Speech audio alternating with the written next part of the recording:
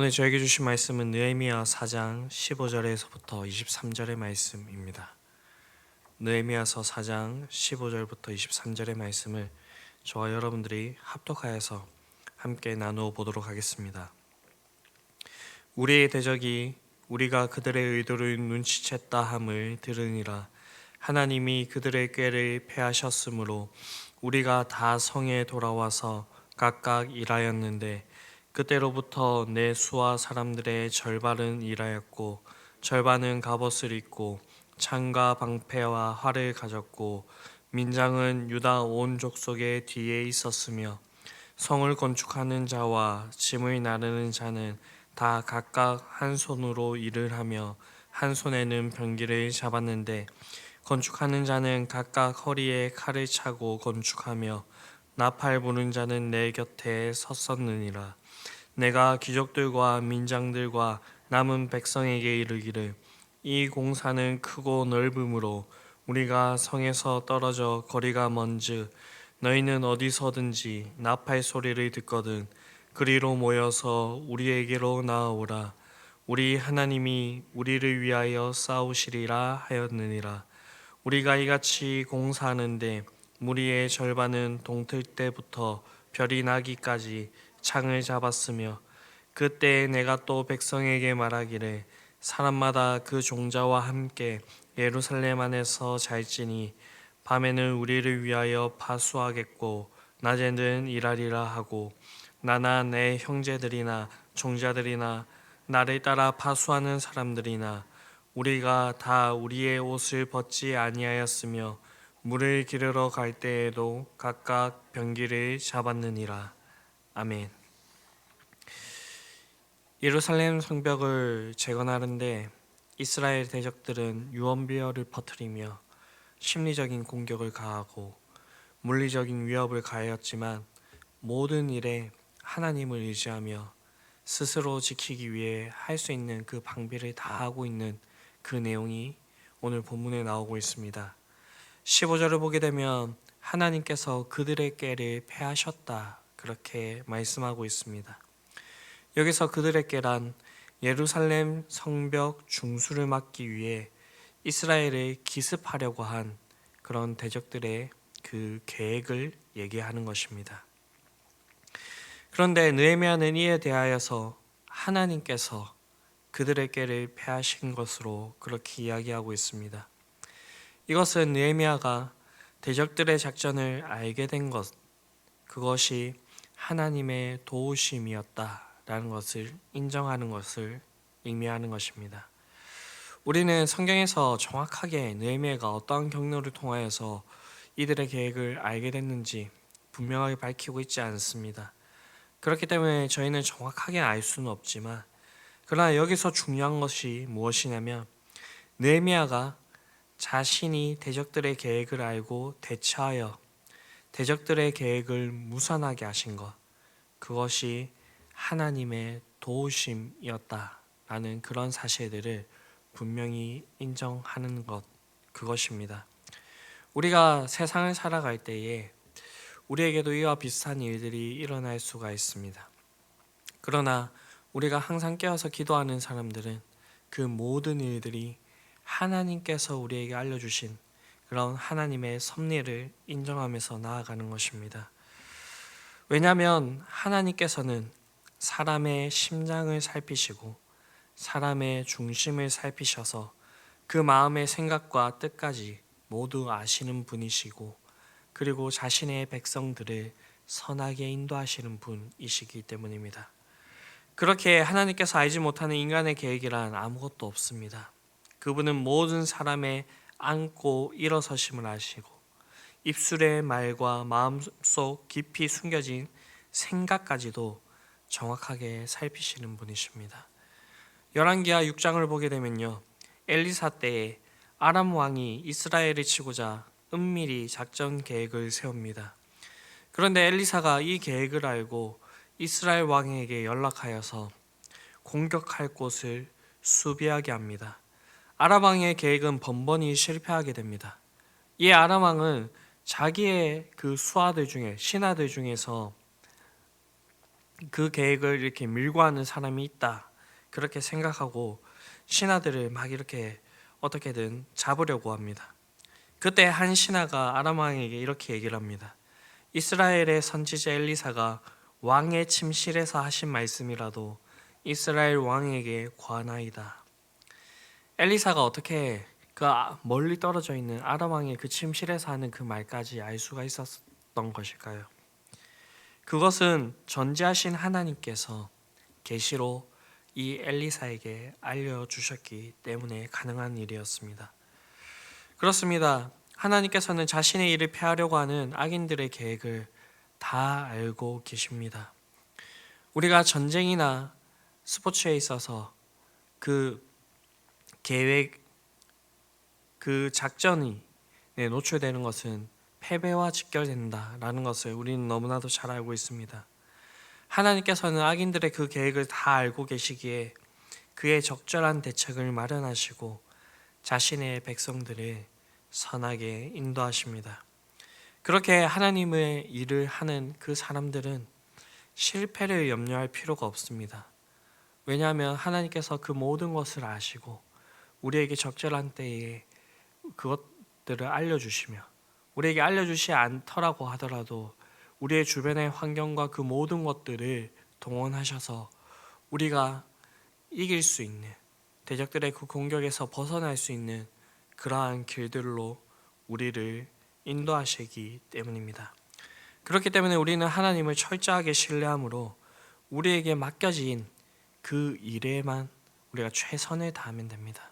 그렇게 할 때에 하나님께서는 모든 것을 협력하여서 좋은 결과들을 얻게 하실 것입니다. 이러한 믿음이 저와 여러분들에게 있을 수 있게 되기를 간절히 바랍니다. 이미 앞서 살펴본 대로 대적들의 군사적인 위협 속에서 예루살렘 성벽 중건을 지속적으로 완료하기 위하여서 느헤미야가 어떠한 조치를 취하고 있는지 오늘 본문에 이어서까지 계속적으로 이야기하고 있습니다. 느헤미야는 백성들을 무장시키고 성벽 공사에 그렇게 임하게 합니다. 하나님께서는 그들의 꾀를 패하심으로써 이스라엘 백성들이 비록 당장의 위기에서 벗어나게는 하였지만 그 위협이 완전히 끝난 것은 아니었습니다. 그렇기 때문에 느헤미야는 끝까지 긴장을 놓지 않고 한 손에는 무기를 들고 한 손에는 이렇게 공사를 할 수 있는 그런 일들을 진행시키게 됩니다. 느헤미야가 이렇게 하지 않았다고 한다면, 아니 이스라엘 백성들이 조그마한 틈만 보였다고 한다면 이들은 언제든지 이스라엘 백성들을 기습하였을 것이고요. 그렇게 된다고 하였다면 이 예루살렘 성벽을 중건하는 그 일이 중단되었을 것입니다. 그러나 느헤미야가 철저한 대비를 함으로 대적들이 이스라엘 백성들을 공격할 만한 그런 틈을 아예 주지 않았고요. 그렇게 해서 예루살렘 성벽 공사는 그렇게 무사히 마칠 수가 있었습니다. 오늘 살아가는 우리 역시 이런 이스라엘의 모습과 비슷하다고 그렇게 볼 수가 있습니다. 우리는 사단이 공중의 건세를 잡고 이 세상에서 하나님 나라를 건설해 나가는 것을 방해합니다. 우리는 이러한 사단의 방해를 뚫고 이 세상 가운데서 하나님 나라를 확장해 나가는 그러한 일들을 감당해야 되는 그런 존재들입니다. 그렇게 우리의 주변에는 늘 사단의 세력이 존재하게 됩니다. 사단은 일찍이 예수님께서 이 땅 가운데에 하나님 나라의 기초를 놓을 때에 하나님 나라의 그 건설을 방해하기 위하여서 갖은 수를 썼습니다. 예수님을 시험하기도 했고요. 예수님을 어려운 가운데 몰아넣기도 하였고요. 십자가에 못 박기도 하였습니다. 예수님께서 십자가에 못 박혀서 돌아가셨을 때에 사단은 자신이 승리한 줄로 그렇게 믿었습니다. 그러나 하나님께서는 예수님을 약속하신 대로, 말씀하신 대로 부활하게 하셨고 최후 승리를 얻게 하셨습니다. 그 후로 하나님 나라는 이 땅 가운데서 폭발적으로 이렇게 확장되기 시작했습니다. 오늘날 복음을 듣고 그에 합당한 반응을 한 우리들도 하나님을 확장시켜 나가는 그 임무를 맡은 자들로 그렇게 믿습니다. 그런데 여러분, 하나님 나라 건설을 막으려는 사단의 시도가 예수님의 부활로 말미암아 실패했다고 해서 그 나라를 건설하고자 하는 그 일에 사단의 위협이 완전히 사라진 것은 아닙니다. 사단은 오늘날도 여전히 막강한 권세를 가지고 우리 주변에 있습니다. 사단의 위협이 완전히 사라지려고 한다면 하나님께서 우리에게 말씀하신 그 하나님 나라가 완전히 완성되어지는 그날이 와야 되는데, 그날은 예수님께서 재림하시는 그날입니다. 그날이 오기 전까지 여전히 사단은 우는 사자와 같이 삼킬자를 하나님 나라가 더욱더 확장되어져 가는 그 일을 끊임없이 방해하게 될 것입니다. 그렇기 때문에 우리는 이 사단의 공격이 있음을 기억하고 우리가 조그만한 틈도 주어서는 안 될 것입니다. 바울은 에베소서 6장에서 마귀의 관계를 능히 대적하기 위하여 하나님의 전신갑주를 입으라. 우리의 씨름은 혈과 육을 상대하는 것이 아니요 통치자들과 권세자들과 이 어둠의 세상 주관자들과 하늘에 있는 악한 영들을 상대함이라. 그러므로 하나님의 전신갑주를 취하라. 이는 악한 날에 너희가 능히 대적하고 모든 일을 행한 후에 바로 서기 위함이라. 그렇게 말하고 있습니다. 그러면서 이어서 하나님의 전신갑주란 진리의 허리띠, 의의 흉배, 평안의 복음의 신, 믿음의 방패, 구원의 투구, 성령의 검, 곧 하나님의 말씀을 그렇게 가지라라고 얘기를 합니다. 그리고 여기서 한 가지 더 추가하고 있는데, 그것이 바로 기도입니다. 기도는 우리가 영적으로 깨어서 그렇게 사단과 싸울 수 있는 그러한 도구임을 그렇게 얘기하고 있습니다. 사단은 끊임없이 우리를 노릴 것입니다. 우리가 조그만한 틈만 보인다고 한다면 우리를 넘어뜨릴 것입니다. 그렇게 우리는 항상 깨어서 하나님의 전신갑주를 입고 우리가 하나님 나라를 바르게 세워나갈 수 있는 그런 저와 여러분들이 될 수 있게 되기를 간절히 바랍니다. 우리가 이렇게 할 때에 하나님께서는 친히 우리를 위하여서 싸우실 것입니다. 20절을 보게 되면 느헤미야가 백성들을 향하여서 이런 말을 합니다. 우리 하나님이 우리를 위하여 싸우시리라. 이는 느헤미야가 대적들과 싸워야 할지도 모르는 이스라엘 백성들을 격려하기 위해서 한 말입니다. 그러나 이것은 단순한 격려로 끝나는 그런 말이 아니지요. 여러분, 이스라엘이 가나안 땅을 어떻게 정복했습니까? 이스라엘 백성들의 그 힘으로 정복을 했습니까? 그렇지 않습니다. 이스라엘 백성들의 그 힘만으로 이 가나안 땅을 정복한다고 그렇게 생각해 보았을 때에는 그것은 불가능한 일이었습니다. 가데스 바네아에서 열 정탐꾼들이 가나안 정복에 대하여서 아주 부정적으로 그렇게 이야기했던 것처럼 가나안 땅을 정복하는 이 일은 이스라엘에게 현실적으로 불가능한 일이었습니다. 이스라엘 백성들은 그 당시에 노예에서 갓 벗어나게 된 그런 오합지졸들이었고요. 가나안 족속은 거대하였고 견고한 성에 거하며 훌륭한 무기도 가지고 있었던 그런 족속이었습니다. 그런데도 성경의 기록을 보게 되면 이스라엘 백성들이 그 가나안 땅을 조금씩 정복해 나감을 볼 수가 있습니다. 그 비결이 무엇입니까? 그 비결은 하나님께서 친히 그들과 함께 하시며 싸워주셨기 때문입니다. 그들이 첫성인 여리고 성을 점령할 때 그들이 한 것이 무엇입니까? 그 성을 하루에 한 바퀴씩 돌고 7번째 날에 그 성을 7바퀴 부른 다음에 하나님께서 소리 질렀을 때 그 크고 견고한 성이 무너지게 됨을 볼 수가 있습니다. 모세는 가나안 땅 정복을 앞두고 있는 이 이스라엘 백성들에게 이런 말을 합니다. 너희는 그들을 두려워하지 말라. 너희 하나님 여호와가 너희를 위하여 싸우시리라. 이렇게 격려하였고요. 이 말이 여호수아서에서 그렇게 이루어지게 된 것을 우리가 보게 됩니다.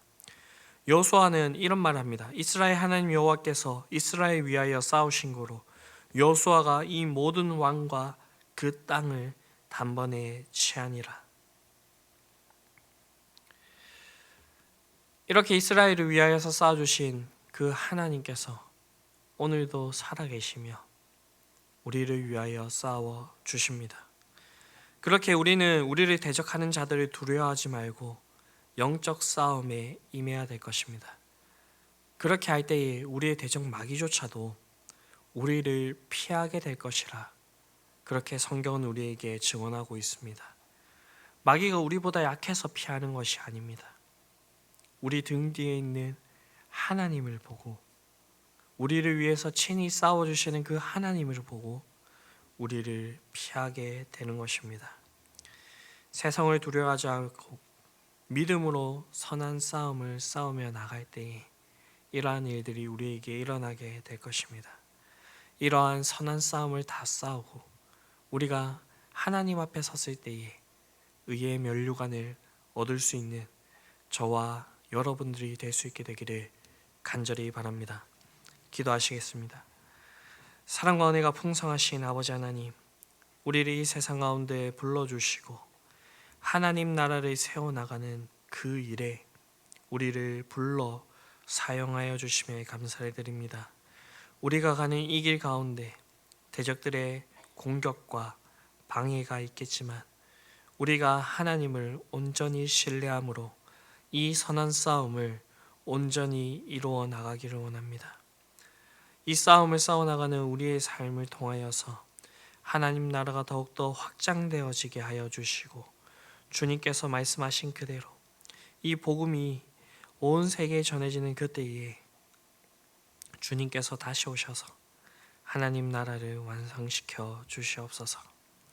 우리를 위해 친히 싸워주시고 대적들을 깨워 계략들을 무너뜨리는 그 일들을 우리의 삶 가운데서 보게 하여 주시고 더욱 힘써 주님의 나라를 세워나가는 저희가 되게 하여 주시옵소서. 그 일을 위하여서 2025년에는 1인 1사역 운동을 펼쳐나가고자 합니다. 우리 속에 주님의 그 나라를 세워나가는 그런 소원들을 불어넣어 주시고 하나님의 그 교회를 세워나가는 그 일에 우리의 시간과 우리의 은사와 우리의 헌신을 주님께서 세워주시고 받아주시옵소서. 이 모든 말씀 우리를 구원하신 예수 그리스도의 이름으로 기도드립니다. 아멘.